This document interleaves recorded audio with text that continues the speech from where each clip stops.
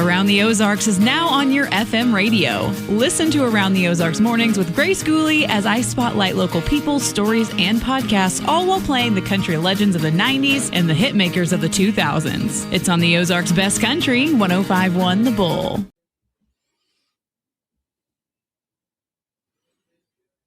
It's time for Around the Ozarks News, brought to you by the Springfield Greene County Park Board, Thompson Sales, Kitchen Lane USA, Advanced Car Care, Smouse Brothers, and United Plumbing. Here are your hosts, Ethan and Sarah Forhetz.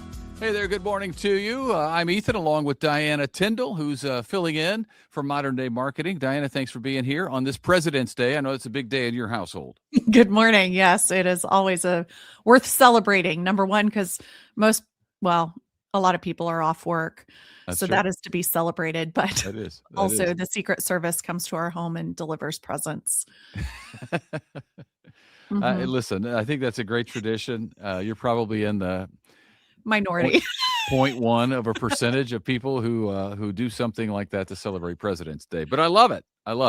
It's a fun tradition. We continue. But I love it. That's fantastic. All right, we got some news to tell you about on this Monday.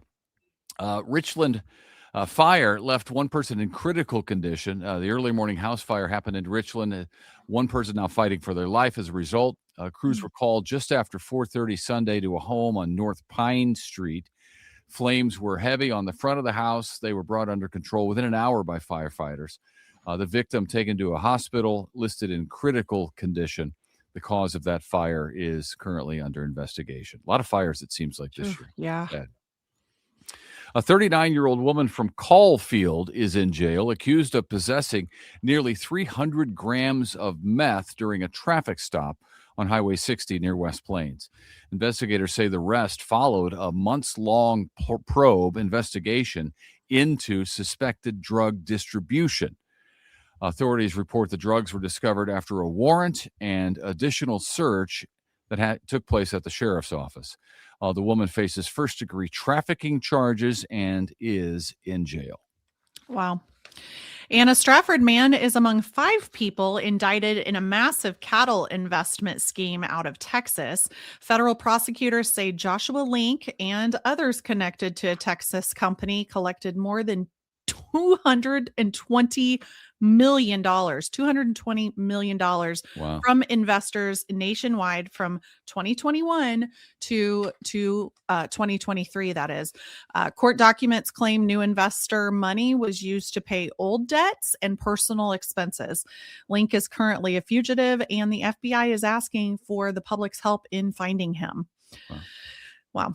And there's relief for residents at Jenny Lind Hall in Springfield after nearly 2 years without a working lift. One elevator is now operational. I'm sure they're all rejoicing. City officials say the final payment was made to the contractor, clearing the way for the service to resume.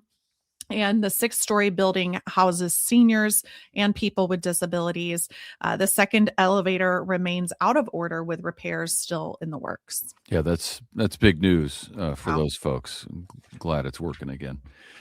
A long-delayed project at Grant and Grand in Springfield is, it appears, back on track.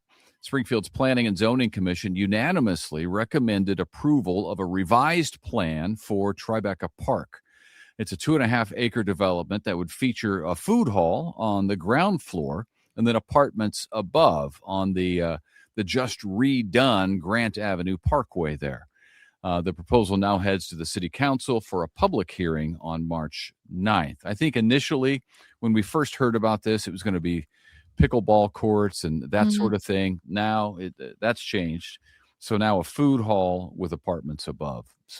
Well, you've got 14 Mill Market in Nixa, and I was surprised. I went there for lunch one day, and there was a lot of Nixa high school students that went there. So with Parkview High School down the road from this, I wonder if they'd be allowed to leave campus and go get food at the food hall. Yeah, that's true. I don't know. We'll see. That's true. It'd be very close to them. Yeah. The Springfield City Council must again decide whether to repeal or send to voters an ordinance allowing eminent domain for the Hotel of Terror property downtown. It continues. A referendum petition submitted by the owner of the haunted house has been certified with enough valid signatures for that to happen. The city, of course, wants to take that property by eminent domain to make way for a new Main Avenue bridge and a flood control project in that space. If the council sends it to a vote for the voters, the general public, the earliest election would be in August. So looks like that's what might happen. We will let you know. Wow. I always thought eminent domain would happen very quickly. Turns out it doesn't.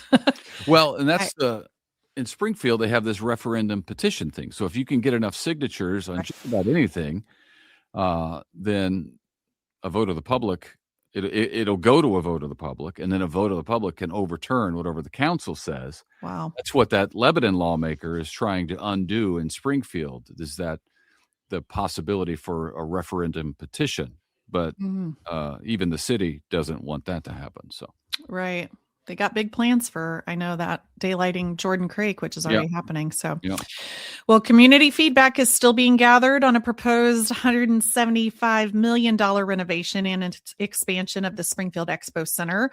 Architecture firm Populous hosted a visioning workshop the last week, as we told you about, and voters prepared to decide on April 7th ballot issue. The measure would raise the hotel tax by 3% for 35 years to fund the project, and a preview animation of the concept is expected to be released March 10th. So stay tuned. Yeah, I think a lot of people are anxious to see what it could look like if it happens. And then a lot of people apparently were unhappy that the old proposed tax would never go away. It would never sunset. Oh. So now that after 35 years, it will go away. So, well, there you go. More details. See what voters think about it this time around.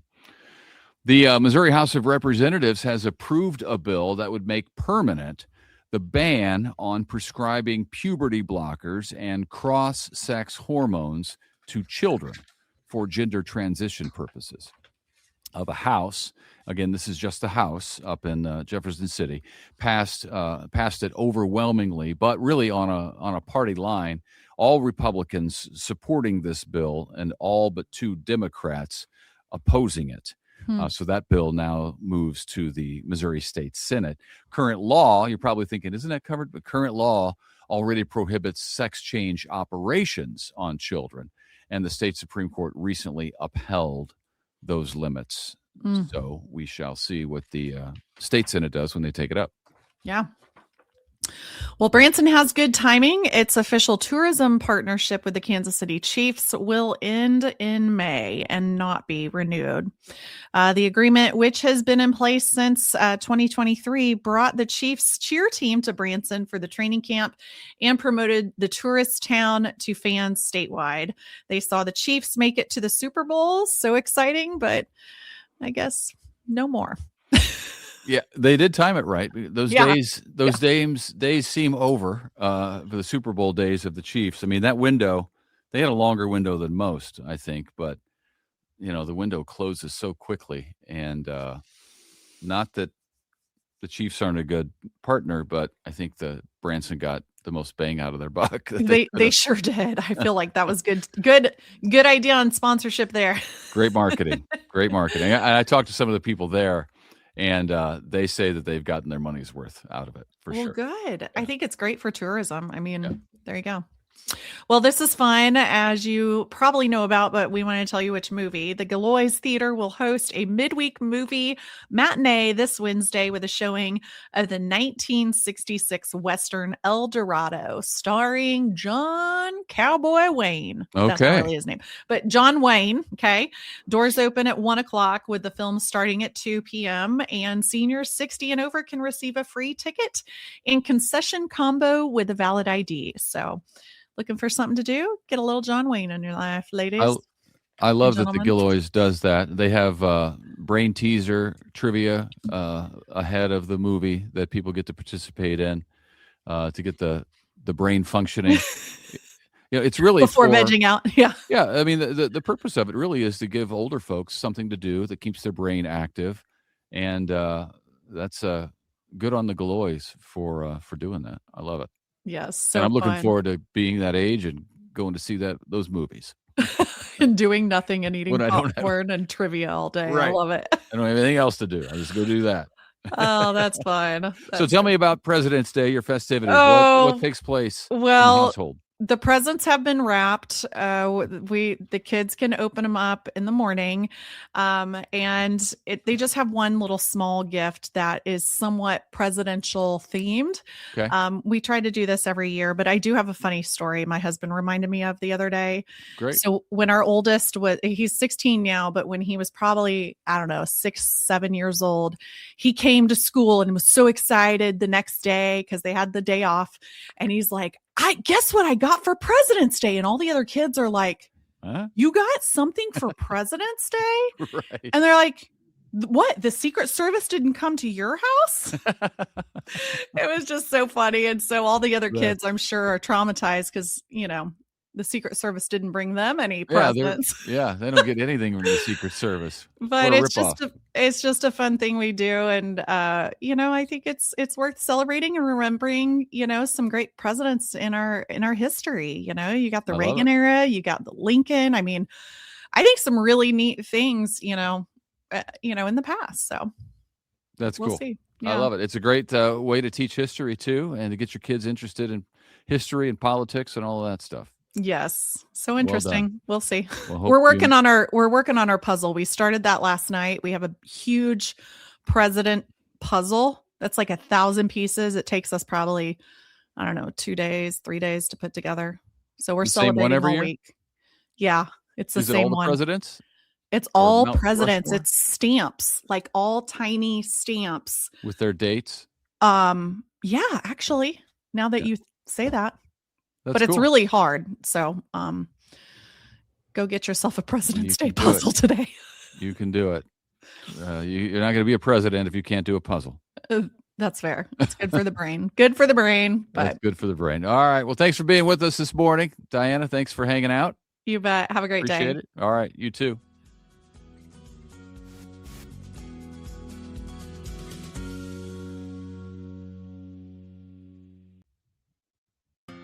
It's time for Around the Ozarks Wake Up Weather, brought to you by Command Family Medicine, Heating and Air Paramedics, The Trailer Ranch, Hewitt Messenger, and Taylor Grubaugh Chevrolet.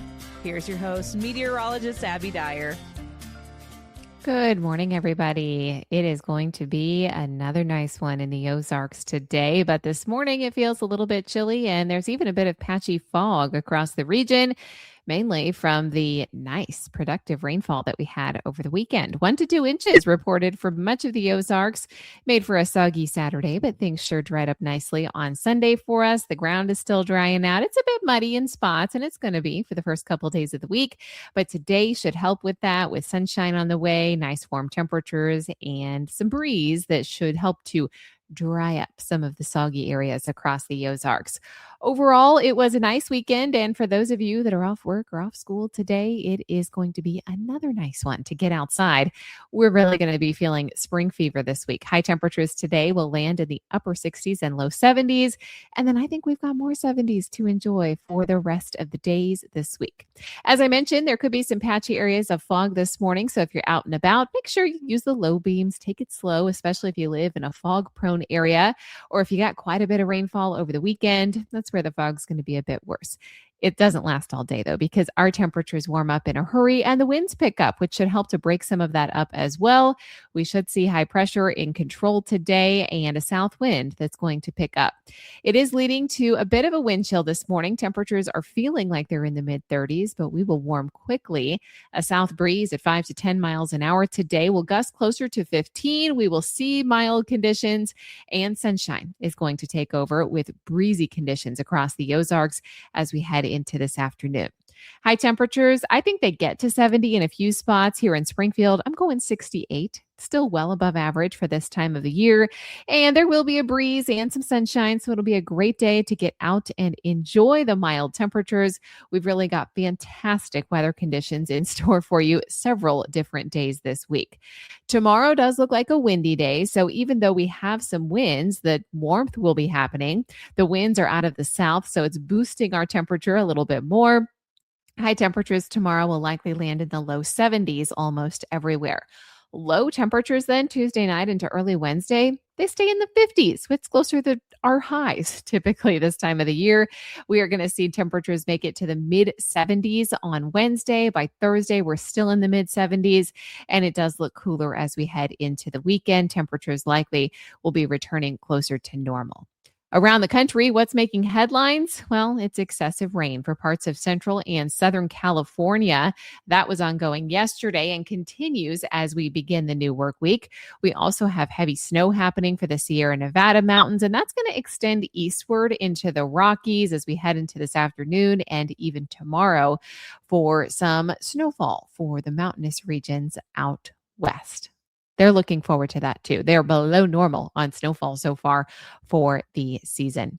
All right, it's time for that Around the Ozarks Wake Up Weather Brain Twister trivia questions. And this is wrapping up a series of Valentine's Day questions that we had for you last week. The question that I left you with on Friday was this: in which country is it traditional for women to give chocolate to men on Valentine's Day, and then for men to return the favor a month later on White Day? Do you think that is A, in Italy, B, France, C, Japan, or D, Brazil? I had never heard of this kind of flip-flopped tradition. It is actually a Japanese tradition. So congratulations if C was your guess. Also, interestingly, White Day, where men give the chocolate to women, that is actually men who had received chocolate on Valentine's Day give something to women later, a month in return. So they wait and see if they get chocolate, and then they'll say, okay, you'll get your chocolate on White Day, which is in the month of March. Interesting enough. This tradition, by the way, when I was looking this up, I had to know the origin of this and White Day. All of this traces back to marketing strategies, basically, of the confectionery industry, and started out in the 1980s. So it hasn't been going on for too long, but it is in practice today.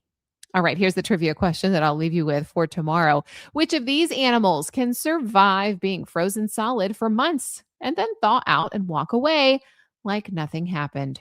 Do you think it is A, a polar bear, B, a wood frog, C, an emperor penguin, or D, an Arctic fox? Which one can be frozen solid for months and then thaw out and walk away like nothing ever happened at all? You can let me know your guess at the website. That's aroundtheozarks.com. I sure appreciate you tuning in to kick off the new work week, and happy President's Day if you are off today. Thanks to our sponsors, Command Family Medicine, Heating and Air Paramedics, The Trailer Ranch, Hewitt Messenger, and Taylor Grubosh Chevrolet. I'll be back to chat with you first thing tomorrow.